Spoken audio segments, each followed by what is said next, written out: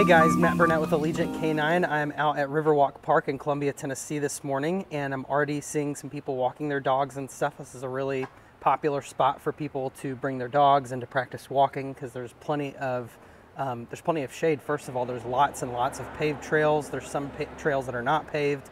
It's a wonderful spot to go, and even in the first 3 minutes, I was immediately hearing lots and lots of talking and seeing lots and lots of jerking and just kind of frustration. And you could just tell that there was this like disconnect between this is my expectation of your behavior and this is the reality of that behavior, and it did not meet. So you hear a lot of, saying the dog's name over and over again, repeating commands that they obviously don't know. Repetition in and of itself does not teach a dog anything, especially through verbal commands. You've got to show them what you're asking them to do, and then once they start loving it, then you word associate. So the two dogs that I have with me today are Roman and Ender, and we're just going to be practicing some really, really basic skills of structured walking. So I hope that you enjoy this. I hope it's helpful for you. And just remember, keep it simple. If you have any questions, please drop a comment in the box down below. And as always, like and subscribe if this is helpful, and we'll talk to you guys soon. Hey, before we get started with Ender this morning, she is a kind of a mixture of a lot of different breeds of dog. She's got a lot of American Pit Bull Terrier in her. She's apparently got some Cocker Spaniel somewhere back in the lineage. I'm not sure exactly how that worked out, but anyway, so I have her out here, and I've seen probably 5 or 6 dogs with their owners out this morning. And one of the most frustrating things for me as a trainer is to see people shouting and getting upset with their dogs when they haven't really shown them exactly what it is that they want them to do, what that expectation is. And this morning, Ender has already practiced a lot of this stuff, but this is just a warm-up drill. Just because the dog knows something doesn't mean we don't have to practice it anymore. In fact, the better that we practice it perfectly, then the better that the dog is going to get at it. So you see a lot of, I guess the first thing to talk about is equipment. What do I use? There's a ton of stuff out there that you can use to take your dog for a walk. It could literally be anything from a flat leash clipped up to a flat collar to a slip lead, which is what I'm using today. I'll grab a similar one here that Roman will use. This is the exact same kind, actually. It's literally just a slip lead like you would use at the veterinarian's office, and there's a small stopper that keeps it from getting the loop from getting too large. So a lot more secure than your typical flat buckle collar.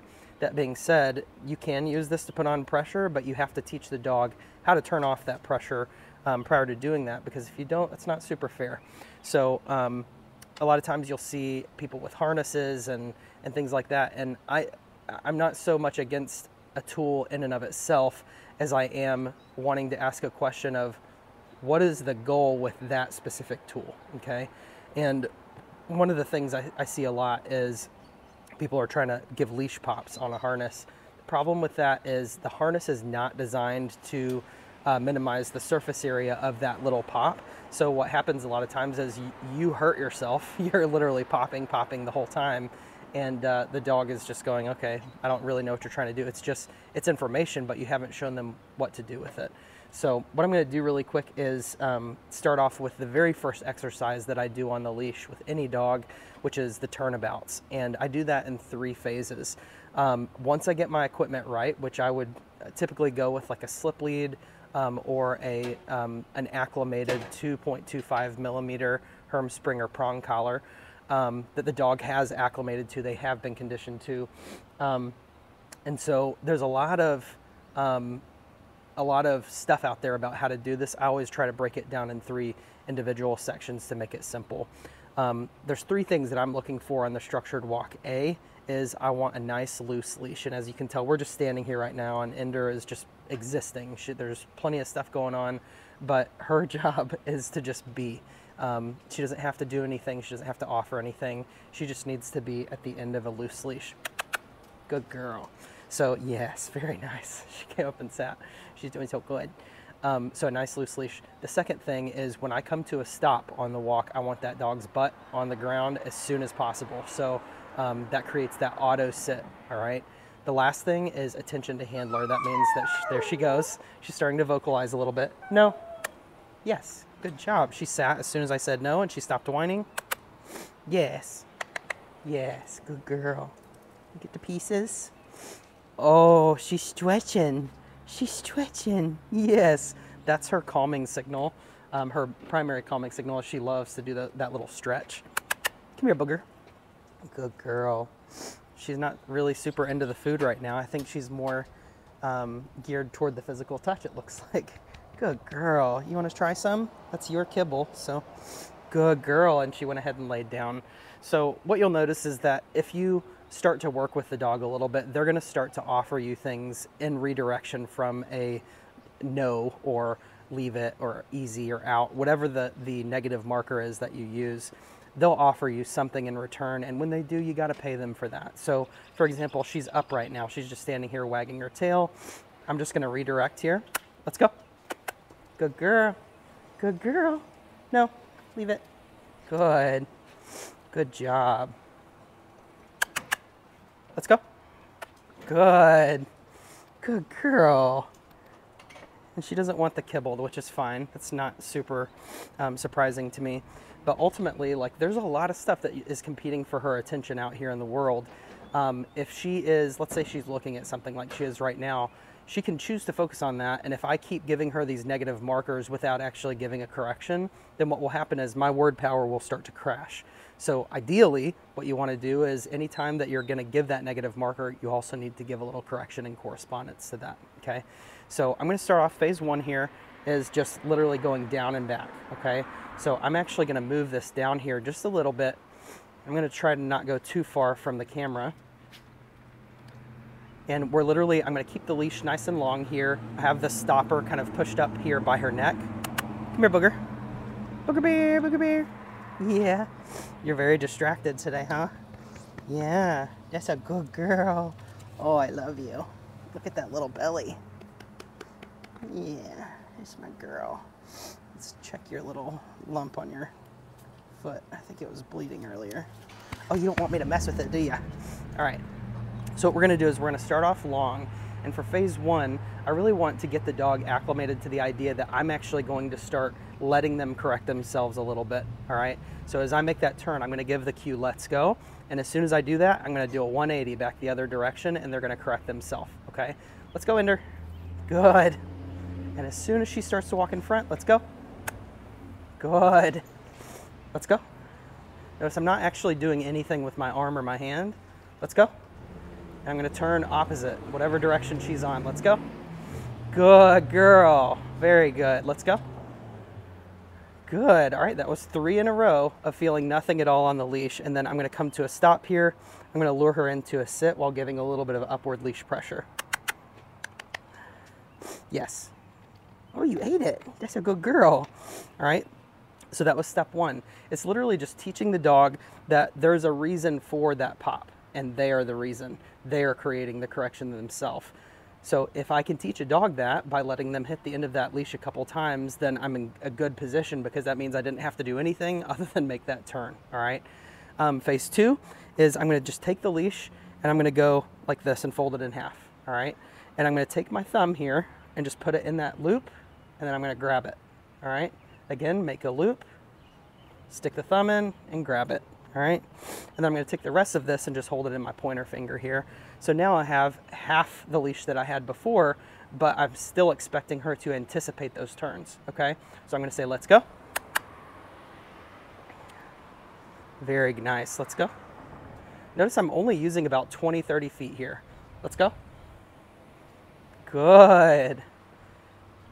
Let's go. All right, nice, 3 in a row. Let's go. Good, so when I say let's go, I'm not feeling anything on the leash. Good, let's go. And I'm gonna come to a stop here on this line a little bit prematurely. Yes. So I just gave a little bit of pressure upward. Good, good girl. And every time she checks in with me, I'm gonna pay her for it. Good girl, Ender. Patience, yes. Very important to be patient, because if I'm sitting here begging her to put relevance on me, then how much value do I really have, you know? Good girl. Yes. Very nice eye contact. Okay, break. That means she can go out in front of me now. The last phase here is where I can actually start actively giving those corrections. For example, she's pulling off to the side. I told her break, that's fine. She's allowed to do whatever she wants as long as the leash is loose, all right? And it's not. So I'm gonna give her a little pop back over. Nothing aversive about that at all. It's just information. Yes, good girl. So there's a difference. I hear a lot of, I feel like I should be a little bit more specific about saying the word interrupter versus a corrector, okay? A corrector should be, I would say a corrector is a type of interrupter, but it's not always, every interrupter is not always corrective, all right? It's not always aversive, meaning that if I just want to give a dog information and I think that they can, whatever the behavior is that they're doing that I'm trying to interrupt, if it's inherently bad, quote unquote, then I'm going to give a correction for that, and it's going to be aversive. If it is just something that they're doing, it's not bad or good, it's kind of neutral, then I might give an interrupter and then lead the dog back to where I want them. So the importance there is obviously information. All of this is just communication and information, okay? Now she's still sitting here. I gave her one little tug. She came right back over, she sat down, and she's just enjoying the world. She's practicing some acceptance here, okay? So the last phase is still with the leash folded in half here. I'm gonna put my thumb through. I'm gonna put this part in my pointer finger, just like always. And then I'm gonna just say, let's go. And I'm gonna create the correction if I need to. I can give a little easy. Good. Let's go. Good girl. Let's go. Now notice I'm doing something different here. I'm giving her a couple little pops and turning into the dog. Easy. Good. And I'm actually using a little bit of luring with my right hand as well. Good. Good distraction here. Yes. Good girl. She's got a lot of focus on this bus right now. So I'm going to say, let's go. I'm just going to keep on walking. Easy. Good. Very nice. That was kind of rude, but that's okay. Let's go. Good. So I'm giving that little tug here, and then let's go. Good. And I'm turning into the dog because as I come to a stop here, she should stop, right? She should sit. If I try to step into her space like this and she's not, and she's in that space, then I'm going to trip myself and I'm going to end up getting her tied up too. All right. So it's important to make sure that she's back enough that when I step into her space that I'm not getting tripped. All right. So I'm going to do a little pressure backward. Let's go. Good. Good girl. No. Good. Very nice. Okay. Little information. All right. A little bit of information. That's all it is. All right. I'm going to turn this just a hair. Let's go. Good girl. Little info here. Tap, tap. Good. Good girl. Very nice. And then I'm going to come to a stop with a little pressure. Boom, right there. Yes. Good job. All right. That's about as complicated as it gets. That's the structured walk broken down into 3 steps. So as long as I have, yes, good girl. So proud of you. As long as I have anticipation, which means that the leash is loose, and when I say let's go, the dog is scooping right in there with me. I have auto sit, meaning that when I come to a stop, her butt hits the ground, and I have attention to handler, then I have all the 3 things that I'm looking for a structured walk. Now, is it normal for a dog to look at other stuff? Yes, that's totally normal. In fact, that's one of the reasons that I love to train here on this pavilion, is there's a lot of really great controlled distractions. People respect your space. There's a lot of dogs that come out.